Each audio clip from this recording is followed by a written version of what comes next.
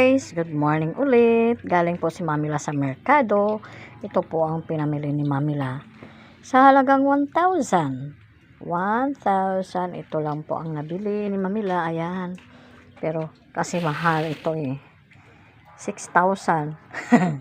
600 po ang kilo nito. Ayan. Ikog! At ito pa. Yan mga guys. Ito lang po ang nabili sa 1,000. 600.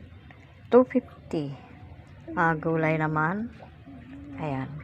100 plus. Grabe mga guys, ano? Mahal na talaga ngayon.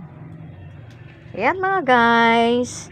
Ito ang lulutuin ni Mamila para sa katanghalian nila. Okay mga guys. Hello, ito si Mamila. Thank you for watching mga guys. God bless you all.